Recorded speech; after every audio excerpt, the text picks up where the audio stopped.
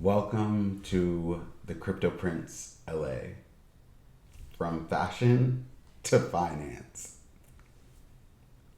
I never thought I'd be sitting here talking about cryptocurrency, finance, and even making a YouTube channel about it. Ever. Before this, my entire world was creativity. From the expression of fashion, art, personal style, hair, laughter, anything that felt good. Numbers, finance, investments, spreadsheets. Boring, boring, boring, boring.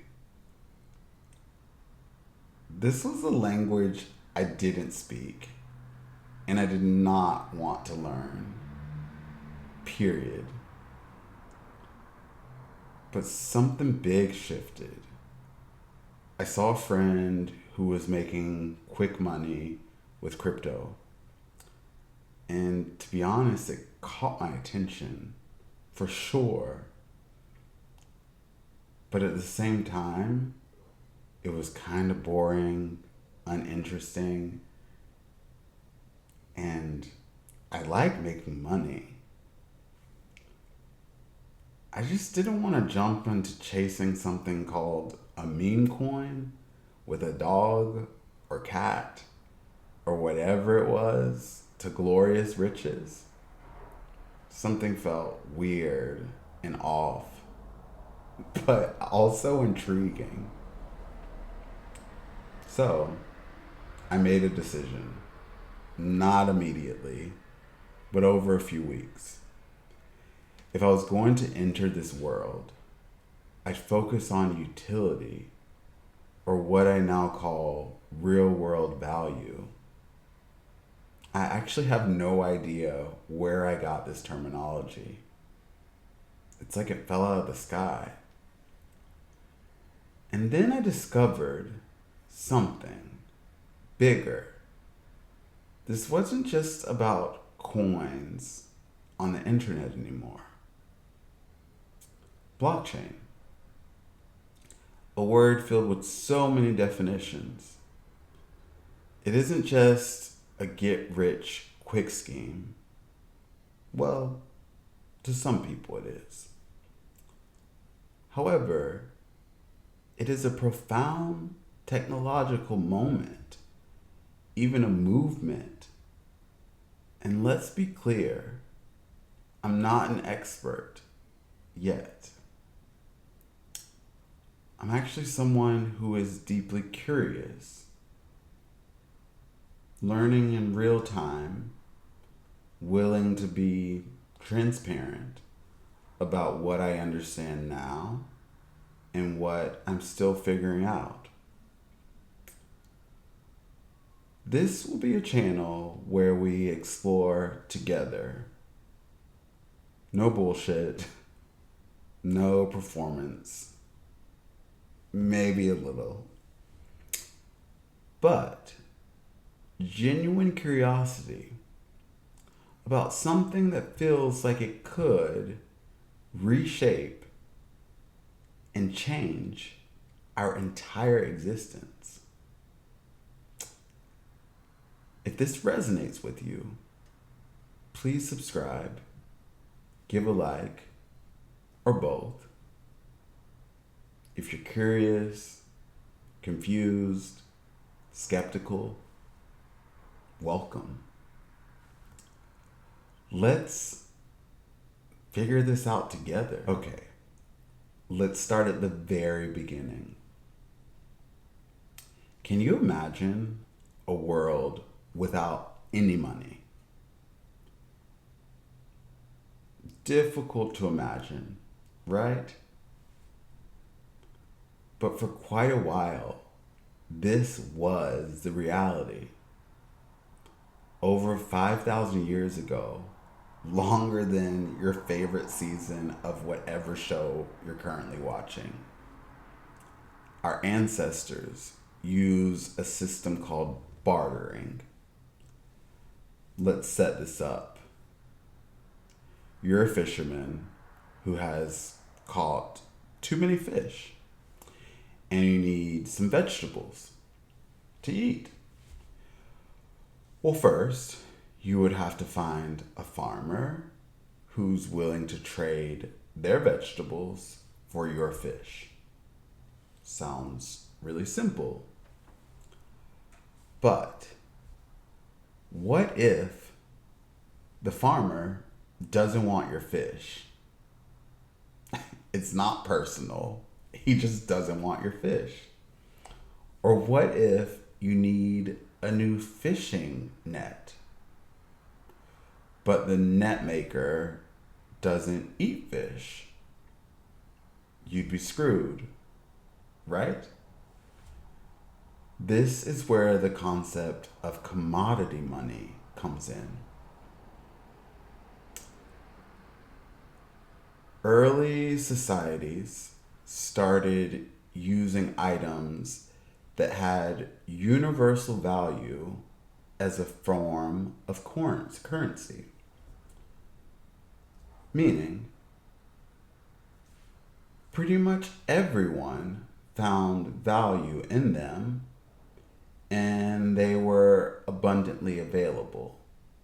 Things like cattle that could reproduce, move easily, and provide food and labor. Also, things like salt or even cowrie shells. I'm actually deeply fascinated by cowrie shells being used as money, shells as money. They held value because they were difficult to find. They didn't decay or break easily. They were abundant in the amount of them. They could be used as art, jewelry, decoration, spirituality, and they were even easy to count and were similar in size and color. In fact, did you know in the Portuguese language, the words for money and salary, which touch and shape nearly every person on this planet, are derived from the Latin words of cattle and salt? This to me is a reminder through language of the deep connection between money and our own existence and survival, and how early forms of currency have shaped our societies, even still today. But as civilization and humans have evolved, so has our monetary system. The world's oldest known coin was minted in China around 640 BC. That's 640 years before Jesus was born, for those that use the Bible for historical reference. But can you imagine holding a piece of metal that's been used as a currency for over 2,600 years? First, that would be wild. Second, it will be worth a lot of money today. A lot. But metal, gold, silver, bronze, and even copper coins became popular because they were very durable, they were easy to store, travel, and transact with. And they could even be divided into smaller units. It was actually a game changer for trade and commerce. Now let's fast forward just a bit. And we have the introduction of paper money. This introduction made it so much easier to carry and exchange large sums of money. But here's actually $1 million question for you. Why do people even value money in the first place? Well, first, money serves several important societal functions. It is used as an important medium for exchange.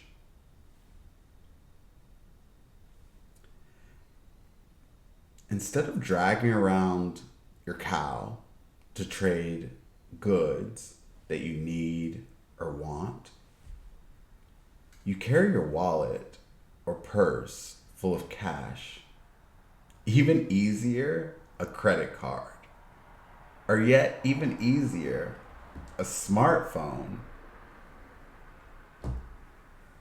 Money is also a unit of account, which means you can measure and compare the value of different items that might not normally be able to be easily compared or valued against one another. And perhaps the most important is that it's a store of value, giving us the opportunity to save for the future or even split payments up to different people or moments in time. But to be honest, money isn't just about getting us through day-to-day life.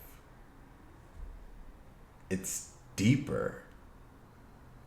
It's entwined with the psychology of humans and the societies that we live in. In a lot of cultures, money is a direct connection to social standings and how we see ourselves, and even how we see others. It's not just about what money can buy, but what money truly represents. Success, security, and even power. Now, let's come back to the present moment. We are literally living in an era where the concept of money is changing at the speed of light. The digitization of money has completely changed from our ancestors and even our older siblings, how they viewed and understood money. Our societies have transitioned from physical coins and paper bills that you hold to electronic transfers, mobile payments, and now even cryptocurrencies. Following a theme throughout all of history, evolution through ease. This new shift has created an environment where transactions are faster, more convenient, and for the most part, less expensive. Think about it, just for a minute. When was the last time you actually went to the bank to transfer money? Or even consistently held a large amount of cash in your wallet, purse, or pocket? For me, and I'm gonna jump out on a limb here and say for a lot of you, It's been a while. Today, we can now send money across the world with just a few taps on the phone. It's really convenient. And to be honest, the inability to do so would stop most of us in our tracks immediately. With these entirely new forms of money come new problems, or even, shall we say, challenges to solve. Trust has always been a key component to the use of money, and understanding and maintaining that trust in a digital era is paramount. When trust in a currency is lost, it can lead to economic instability, such as a decline in the currency's value and bank runs, where a large number of clients want to withdraw money at the same time, and the bank doesn't have enough cash on hand to cover the withdrawals. We've actually seen this happen in Argentina and with cryptocurrencies, or the companies that broker them, like FTX, in recent years. Now that we're on the topic of cryptocurrencies, which are currently challenging their traditional notion of money in some very new and, I think, exciting ways. Unlike fiat currencies, which is a government-backed currency that simply gets its value because a government says it's valuable and people have faith in that government. The currency itself isn't backed by a commodity like gold or silver. Most cryptocurrencies are decentralized, meaning there's no central point of ownership or control, and they operate on a peer-to-peer basis.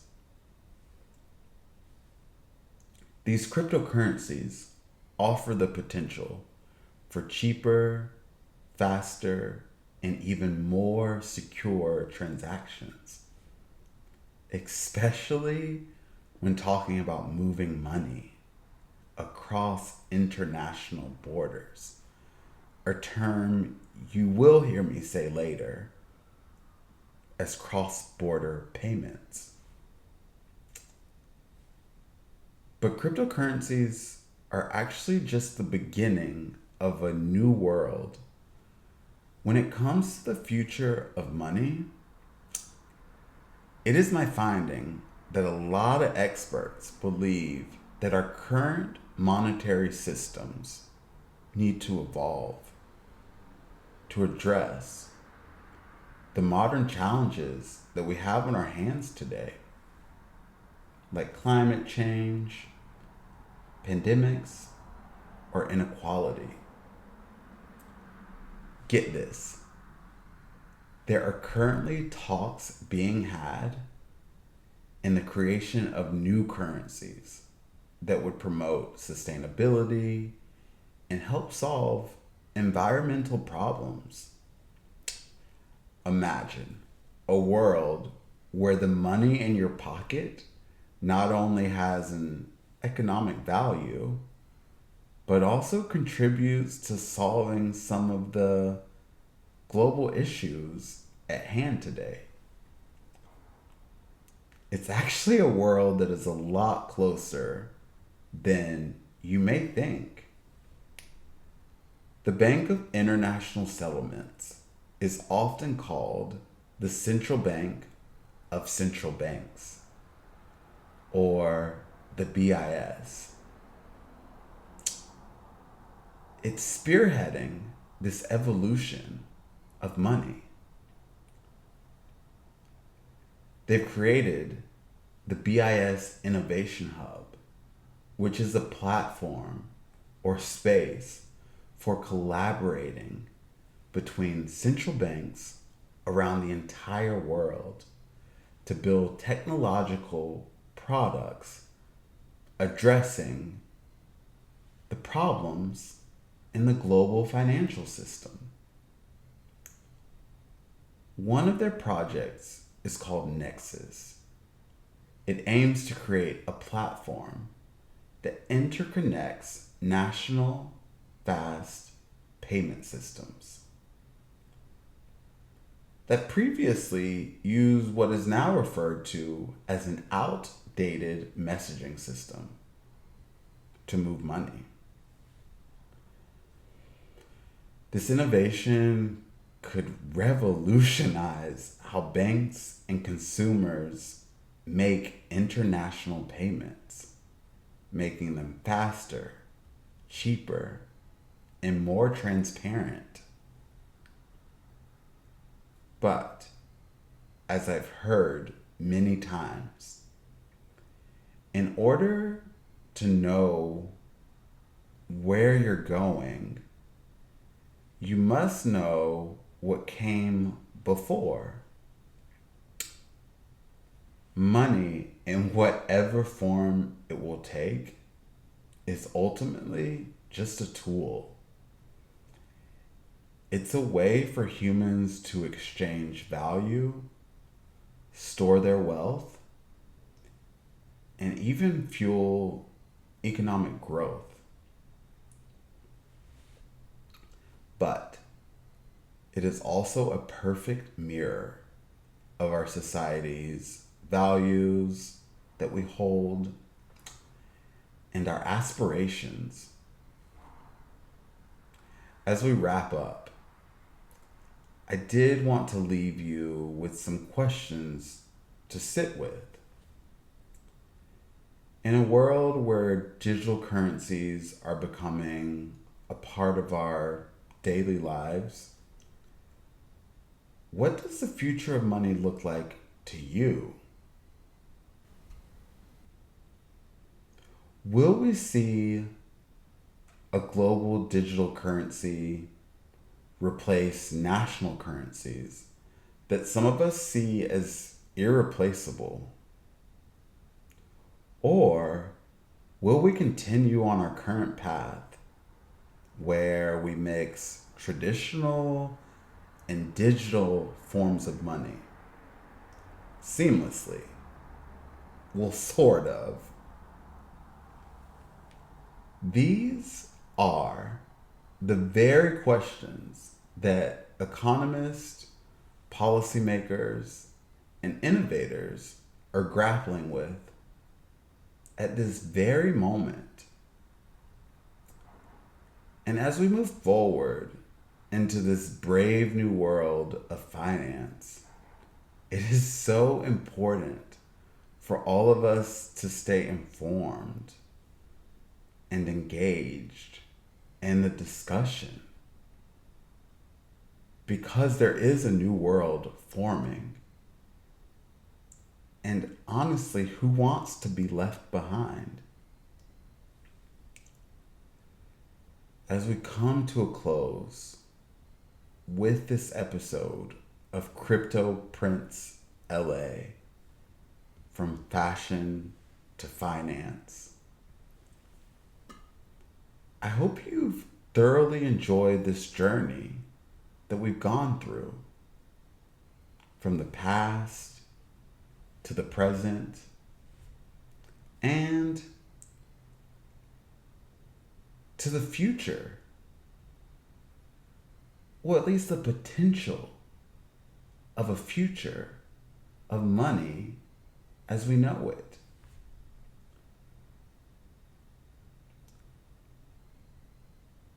It is important to remember this story of money is far from over, and we're all part of writing the next chapter. Until next time, get your digital wallets ready and your minds open